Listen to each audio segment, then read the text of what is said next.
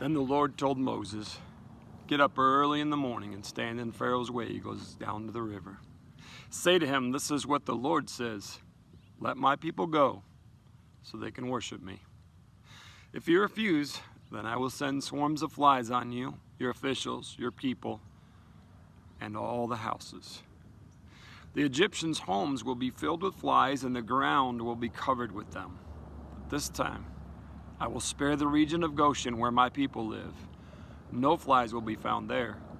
Then you will know that I am the Lord, and that I am present, even in the heart of your land. I will make a clear distinction between my people and your people. This miraculous sign will happen tomorrow."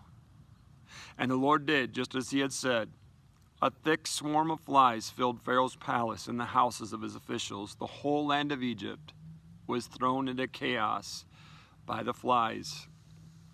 Okay, so here we are. Now, I know you guys in Tucson here, we've had more rain this year than ever in all the years that I've been here, and one of the highest records ever. And as a result of that, we had some gnats. You've seen me in some of my videos doing this, and the flies have been terrible and things, what we would consider terrible. But when I look at this situation here where it's thick and the ground and everything else, it's like I can't even imagine how miserable and how crazy it must have been to be in the midst of all that. But there's something in the middle of all this that I want us to see. Up to this moment, the prior plagues not only afflicted the Egyptians, but it did afflict the Israelites. This fly plague, the thing that God is doing, is the first time God says, there's going to be a line that I draw, and it's not going to touch my people, it's going to touch your people. Now, I reflected on that a little bit, and I was thinking about it. Why is it that God allowed the first plagues to afflict his own people as well? And then I was looking forward in my mind to where the people were in the desert and how they continuously didn't listen to the Lord.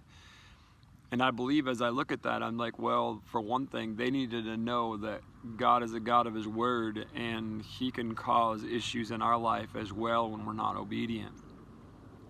So here God's giving his people an opportunity to see who he is and the distinction that he has with his own people. For God is able to preserve as well as judge.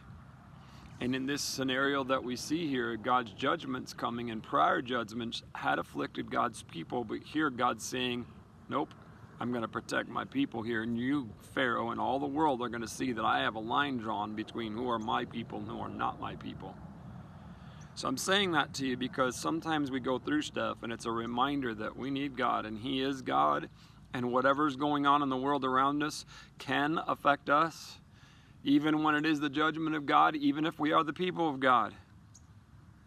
But at the same time, the good news is that there are times where God will make a line in the sand and say, I'm going to do something, but it's not going to affect my people. It's just going to affect those who are not my people.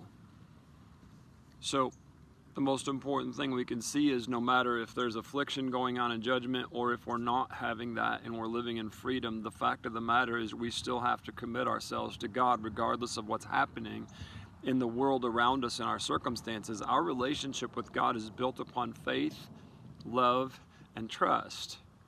And it's not contingent upon what is happening in the world around us. And we need to make sure as the church that we're not allowing things or circumstances that afflict our lives to afflict our faith.